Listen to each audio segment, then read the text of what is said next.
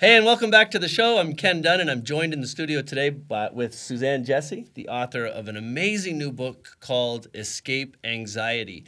And we're going to start off talking a little bit today about this word or this disease or disorder called anxiety. And I was really shocked to learn that 40 million people are diagnosed with anxiety and as many as 60 million more. That's A right. third of our population. It is shocking. It is shocking. The country is really suffering today. Anxiety is an epidemic, there's no doubt. So help us understand exactly what it is. You know, because when most people hear about anxiety, the first thing that comes to our mind is definitely not a disease or a disorder. It's Right. the jitters. The jitters, right. And anxiety is actually important to have. It's an innate system that we have that helps us know when there's something in our world that is threatening. If we didn't have that sensation of anxiety, first of all, we wouldn't have the chemicals to be able to run faster or fight harder if we were in a threatening situation. But the anxiety that gets disturbing and causes really a disruption in our life experience, the quality of life certainly, is the kind of anxiety when you have panic or you have anxiety in situations where there is no threat, seemingly. But there's a little trick to that. And what we've learned is that the main thing is that thought is chemical. And our brain, in fact, doesn't recognize whether or not we have a real threat or an imagined threat. So say that you're worrying about something that you're really concerned about. Right. What's happening in your brain is it's identifying that you have a threat in your life. So the very same chemicals are being expressed from your brain and filtering through your central nervous system, trying to respond to that threat that is only in your mind. So I know we're going to get into a story a little bit later in the show about you and Right. how you were the victim of anxiety in the past. Absolutely. But I want to touch on before this something that I think you just said. It's all in your mind. And if I'm hearing that correctly, then I have a feeling you're going to tell me that there's a solution. There absolutely is a solution.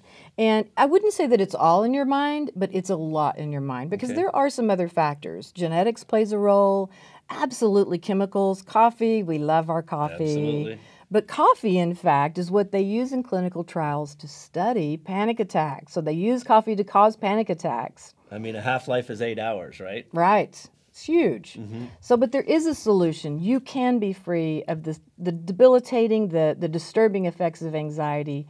Without a doubt, I've done it, and if I can do it, I trust me, you can too. So let's talk about that. I've done it. I know that you've spent a significant amount of your life training and educating, but there was a darker, earlier side that spawned this dream to help people. Let's talk about that. Absolutely. I thought my life was over. About 20 years ago, I started experiencing anxiety and panic attacks. And like so many people, I didn't know what was happening to me. So I didn't know that I could stop it, certainly know how to stop it. And it spiraled out of control until I actually needed to be hospitalized. What was going on in your life at the time that caused it? Was it genetic for you? Was there some heredity of anxiety in your family, or was this an incident that happened? Or It's a good question. There absolutely is a hereditary factor.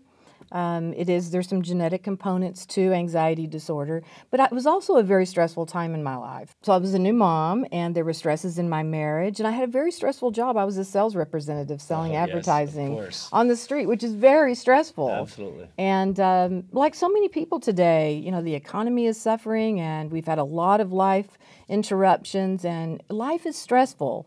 And if we don't have the appropriate coping skills to manage just daily stress, a lot of times our anxiety symptoms will eventually become anxiety disorders if we don't interrupt them. So the new book, which I'm happy to say I've read, and it's a great book, is all about the 8 steps to fixing the problem. It is. And the proper pronunciation of the subtitle is?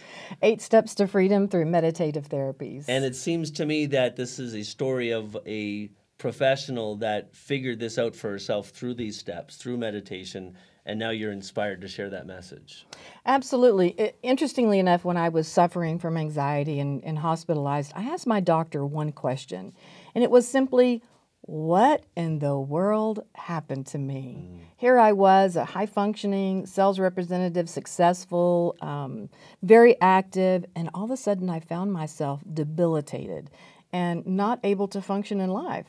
So when I asked my doctor that, I don't know at that time if he just felt like it wasn't his job to answer me or didn't really know how to explain it to me, but it became my life's mission to find out what happened, what is the cure, what are the best treatments, and to be able to share it to other people so that they didn't suffer too, because I knew intuitively that other people were suffering.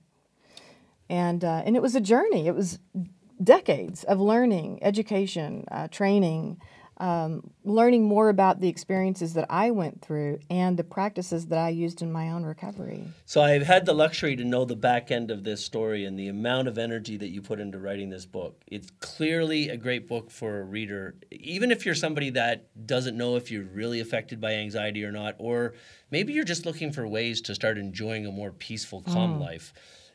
The book reads like an adventure. And, you know, obviously it's an incredible read. What possessed you to decide to become an author? Well, I think two things. First of all, you know, I was privileged to work at Betty Ford Center, and I was treating people not only for chemical dependency, but also mental health issues. And we do a lot of intensive work. And what I realized was that a very small population has the opportunity to get that kind of intensive therapy.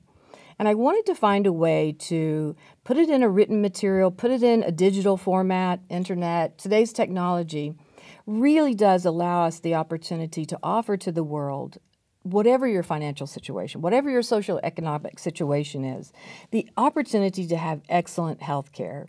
When you mentioned it's a journey, it actually is a journey, but it journeys into your own life. I instruct you how to build a timeline, for example. And from that timeline, you chart what your traumas are. One thing that is common with anxiety sufferers is that they also have trauma in their timeline, in their history. So I help you journey through your own life and decode some of the contributing factors that have led you to where you are if you're suffering from anxiety today. Wow. Well, as we kind of come to the end of our little chat together, I'd like people to know where they can find you, and I'd like them to know what they're going to find when they get to that special place on the internet. Absolutely. You can find me at escapeanxiety.com. And what you're going to find is my book, which is Escape Anxiety, 8 Steps to Freedom Through Meditative Therapies. But you're also going to find the therapeutic in-home program. This is the exact same program that I used at the Betty Ford Center. And you're going to be able to use it for 14 days, absolutely free. And the program that you're offering on your website has already helped thousands of people in its current form, but the predecessor to that was the actual therapies that you were administering. It sounds like you're on track to do some amazing things for people in their lives. What does that feel like? I hope so. You know, my purpose, I've always said, is to teach, guide, and inspire peace of mind and passion for living in the face of adversity. And if I can help a few people feel better, be relaxed, stop the chatter in their minds, certainly avert what I, went through, then it's a good day. Well, we've been joined in the studio by Suzanne Jessee, the author of Beyond Anxiety, and I want to leave you with a very special little note that I've learned from my experiences with Suzanne. It seems that almost a third of our population in America is affected by anxiety, and probably more than half of them don't even realize it. What you're going to find in your daily life that may be a precursor or an indicator that you've got some manageable challenges to anxiety are those jitters, are those insecurities in the moments of situations that are stressful. And if even it's just a little bit of stress, then Escape Anxiety, escapeanxiety.com, and Suzanne's work is exactly what you need to be taking a look at.